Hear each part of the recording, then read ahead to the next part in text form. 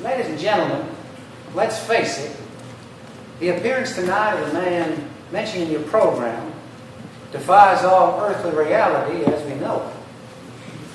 For how can a man so long delivered to what the Greeks called the Elysian fields appear before you, here, now? I empathize with your bewilderment. Rumors of my death notwithstanding, once again, you are all cordially invited to indulge in your own interpretations of the present shared moment here, which you're bound to do anyway. But to help you out just a little bit, as I'm speaking to you, if you were to imagine anything along the lines of a low-lying cloud about the stage might be good. White, fleecy, about yay high. Can you see it? Work with me, people. A little suspension of disbelief never hurt anyone. Not in the theater, anyway. Nonetheless, I would like to speak to you today about a chapter in our American story. It is a chapter that has been pretty much forgotten about. We have a few of them. And nonetheless, this particular area in our history was a very prominent thing. It held sway for quite a few years. And it has gone by many names. They used to call it manifest destiny, not to be confused with war profiteering, although one might be forgiven for thinking those things have been suspiciously entwined. Ladies and gentlemen, you will forgive me for my pejorative editorializing from the get-go just then and introducing the matter of history. But as someone once said, the very ink with which all history is written is merely liquid prejudice. And since I'm the one who said that, you can expect a little break in the pattern here today. Now, whatever you call manifest destiny, we had quite a bit of it going on back when I was getting on in years. Now, you may recall the name the Rough Rider. Well, no sooner did the Rough Rider get into the White House, we found ourselves rough riding all the way across the Pacific Ocean to invade the Philippine Islands. Well, actually, that started under William McKinley. But Teddy Roosevelt put much energy into it.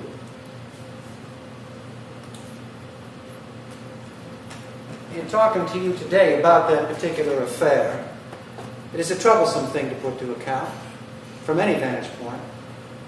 For in bringing the Filipino people into the American fold, we managed to kill over 200,000 of them, which is the truth of it. But by no means was it our intention of going in there. The thing was, after we invaded, it turned out that large segments of the population there regarded us being in their land in a kind of light that was different from the light we had assumed they would regard us in. And in light of your many and much more modern experiences today as citizens of contemporary America, I would offer that there's one of two ways of summing up that whole chapter to you. Either the war in the Philippines was all about America and the world at a specific time and under a specific circumstance that made for specific challenges as defined by that specific time and circumstance, or there is the French expression, plus ça change, plus la même chose. The more some things change, the more they stay the same. You all can decide which explanation suits you better. We always do. But one of the point on that whole affair, regarding the debate about going into the Philippines, there was a debate. It was short. You understand when you're in a world where Even Belgium can grab themselves a colony in Africa. Some debates about foreign intervention tended to be short. And they were set off by things seeming so irrelevant today, such as the Spanish in defeat and decline after the Spanish-American War, and suddenly them wanting to sell us everything but their grandmother. And so, why not buy a whole country in the beautiful South Pacific?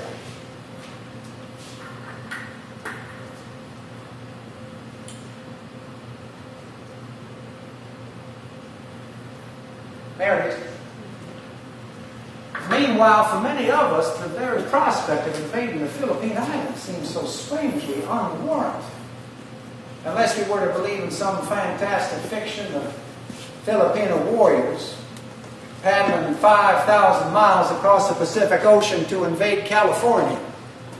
And not even a thoughtful soul in a Washington-based think tank will think that one up, which we did not have back then.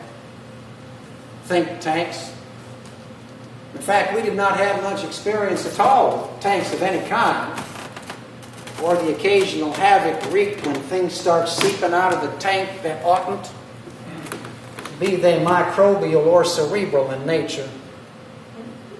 But speaking to you personally, if there is anything that I came away with from that whole affair, it's to never again underestimate the sheer power of information, particularly when it's coming at you in highly abbreviated forms.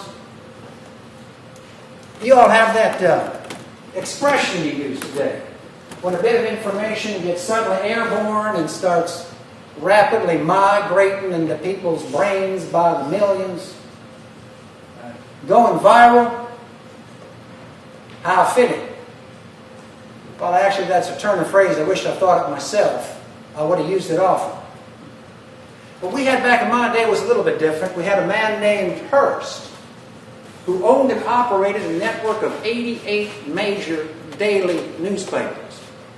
If you can believe there were so many, but there were. And the sheer gung-ho-ness of the Hearst press for going into the Philippines, going out in 88 editions to 10 times as many cities and towns every day, something indeed went viral. A contagion of thought, if you will. And if we can imagine anything like acquired immune deficiency on a purely mental level, acquire it we did in twice daily doses of our morning and afternoon newspapers. Well, to be fair to the business of selling newspapers, which did keep yours truly living in a style to which he was accustomed more than a time or two. What the Hearst Press was doing, of course, was just take any national issue or debate and just bump it up a little bit. And so, often there would be a distinct hint of impending threat about one thing or another, page 1. A curious construct of facts to back it up, page 2 or 3, and whatever they're talking about. By the time you get to the editorial page, God on mercy, it's a dangerous world out there, people. Basically putting stuff in there to keep people taking this stuff in and day out.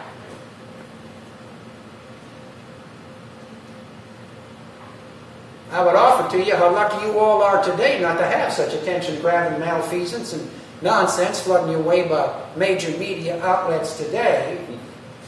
But I fear I'd run the risk of sounding stupid in public, which no one does willingly, unless there's some good money tied to it. And so at any rate, the more I'm up here talking, the more I should probably be deferring to a French expression. But now, on this whole issue you have today, about things beyond your border that are a threat, and people beyond your borders who are a threat, and your ongoing efforts to keep those things and those people beyond your borders. We had a thing back in my day that you don't have to deal with at all today.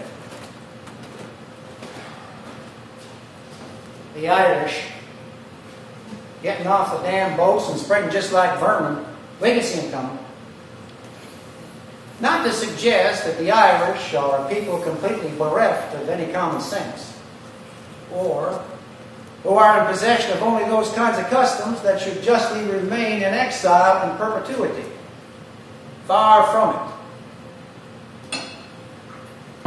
This even though much controversy was stirred over the engagement of said custom. Some of you may not recall the temperance movement. May it rest in peace. Now, speaking of regulatory matters, if I got it right, now that we can do this in public, we can no longer do this in public. If I got that right?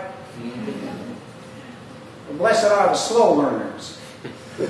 For as someone once told me, show me a person who has no vices, I'll show you a person who's bound to have some pretty annoying virtues.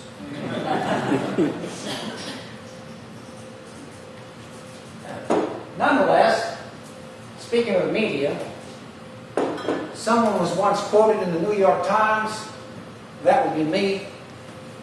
I called Teddy Roosevelt the Tom Sawyer of American foreign policy. It was not a compliment. He did not take it as one. On that note, ladies and gentlemen, we'd like to thank you for joining us this evening for this experiment to imagine what things Mark Twain might have to say about our world today, if he could. One of the inspirations for this is one of Mark Twain's lesser-known works, titled Tom Sawyer Abroad, which takes two boys whose names we know and places them in a fantastical setting. And so in concluding, imagine, if you will, those same two boys magically transported to the first decade of this century, where they find themselves to be newly elected members of Congress. Tom and Huck go to Washington, summer 2002.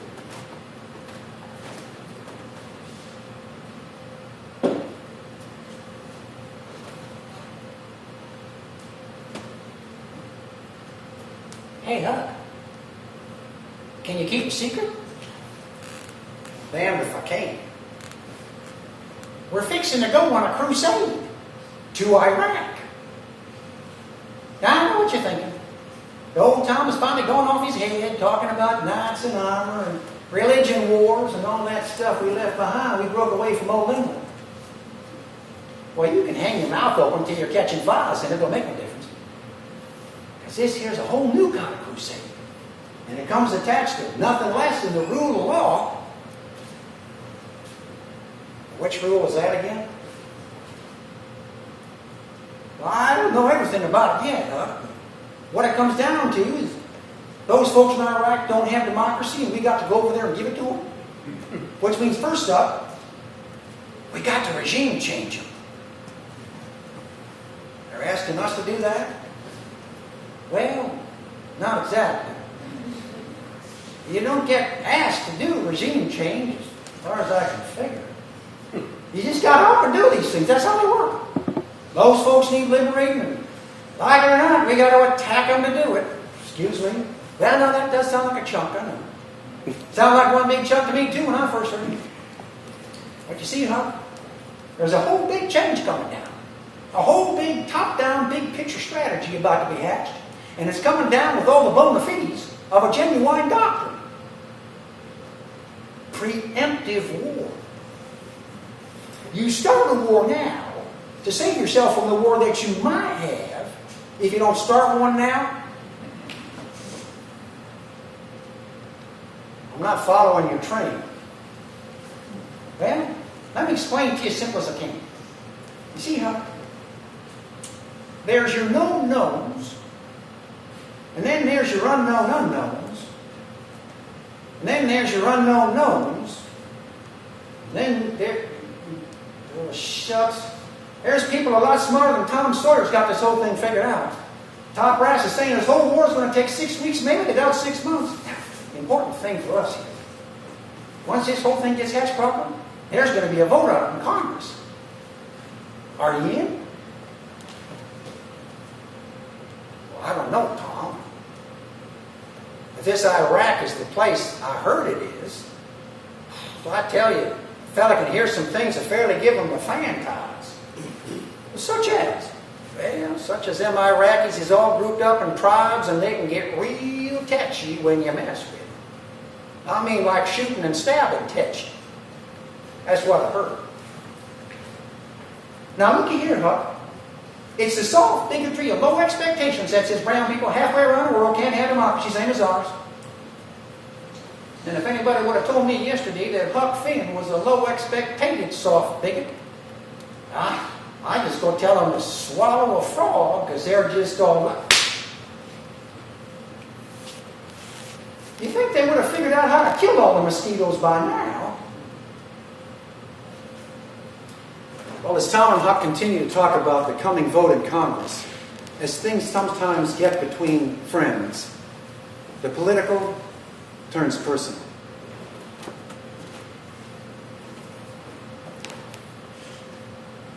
Them Persian Iranians going to be sneaking over here and building their mosques every which way and hatching evil doing out every one of them, which is what they do.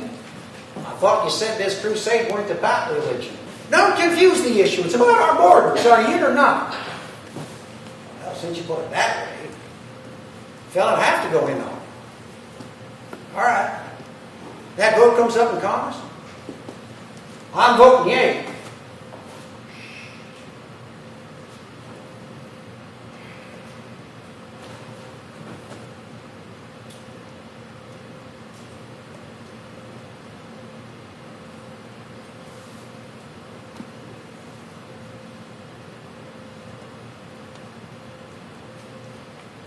Now, wait a minute. If it's about our borders, now, say I own a farm. Now, if I'm seeing critters getting into it, stands to reason I must have a hole in my fence somewhere along the line. Now, I could go all over hell's half acre mending holes in other farmers' fences, or I could just mend the holes in the fence of my own farm, and it's got nothing to do with farming. This year's all about America's place in the world, which anyone would know if they had some learning in them, and they weren't talking like some half-bastard boy from the backwoods with no learning in them. No learning at all.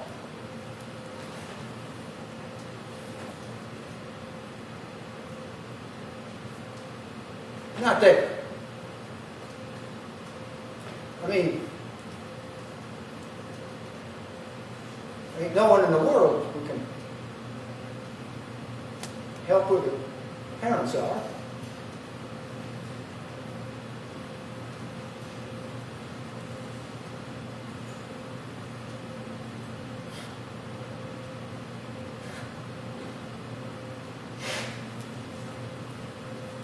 I was saying to myself, Father,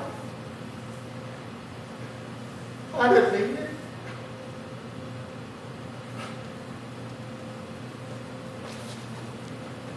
It's all right.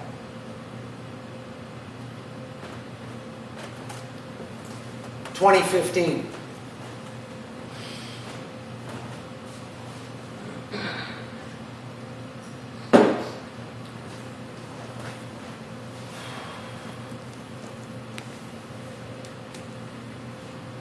Ever feel like the election years are getting longer and the years between them are getting shorter? Yep. Seems like the cycles of the election year are getting as regular as the cycles of the church season. One after another, and then you start all over again, and it's one after another. So, are we straight on that supplemental? I suppose. Suppose yourself and see how you like it. We got to do what we got to do. I suppose. But you know, Tom, I get to thinking about it. How it all gets to be such a tangle in my head. How we got in over there, what we're doing over there. How in the hell are we ever going to get out of there? If we're ever going to.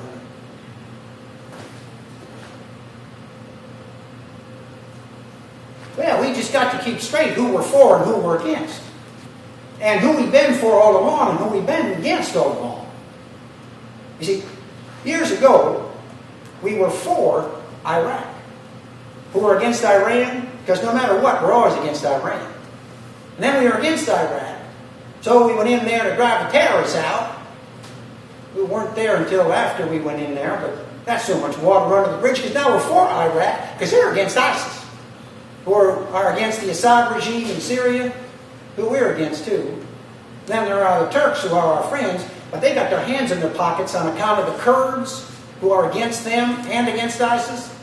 And then there's the Saudis, who are sneaking support to ISIS, but because they're fighting against Iran, who are clearly fighting for the side that we were against in the civil war in Yemen. You got it? Right. Some of our enemies are fighting against our other enemies, and some of our enemies are supporting our other enemies. But we don't want to win. Which is not to say we want our enemies who are fighting against our other enemies to win exactly either. It is what it is, until things get straightened out over there once and for all. Hey, you know, Tom, I keep thinking about our boys who have come back. You know, the ones who ain't all there no more. Well, that's a chunk to chew on. But you know, with modern technology, our boys have come back missing a limb or two, and right from the get-go, they're fitted out with the newfangled prostheses. Fixed up good as new or better. Now, you take an amputated veteran, you fit him out with a pair of them metal springy legs, he can outrun a cougar.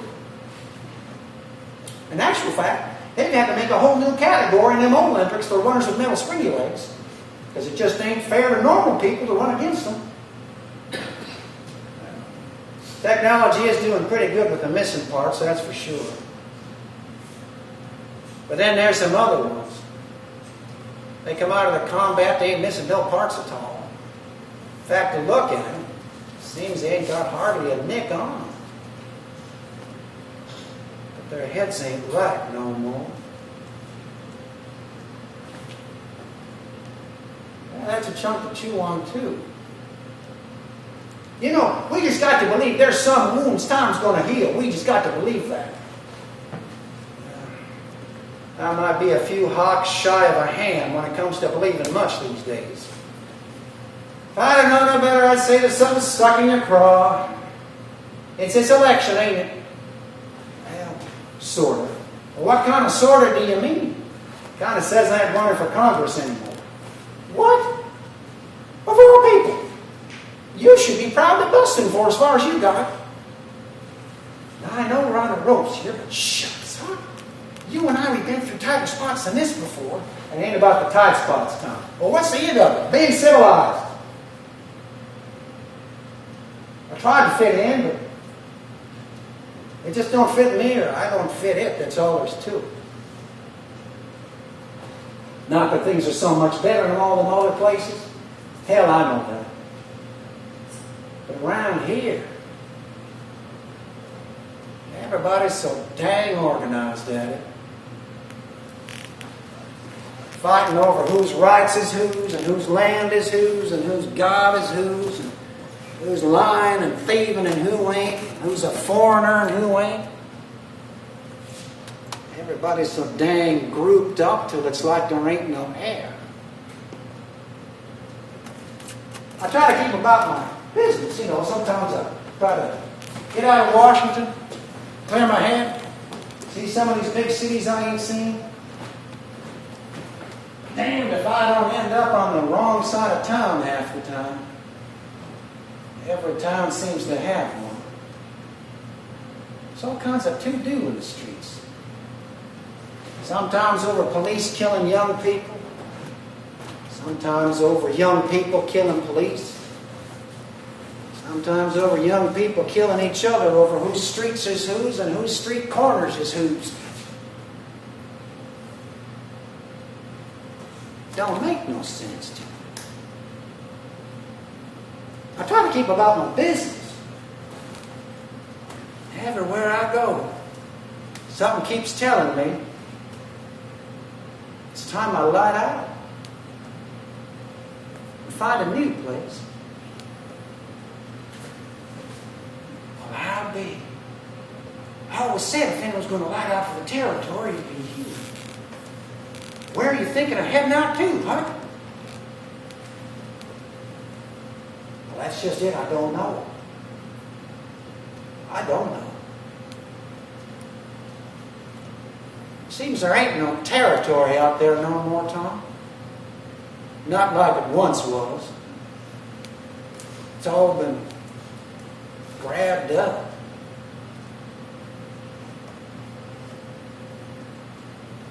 Maybe that's where the trouble starts. You get to thinking of the territory as a place. Sooner or later, it gets to be about keeping other people off of it. Off your land, out of your settlement, out of your country, off your turf. The territory ain't about no place no more, Tom. If it ever was. But still, somehow, some way, I reckon it is still out there. Somehow. I reckon. And I aim to find it.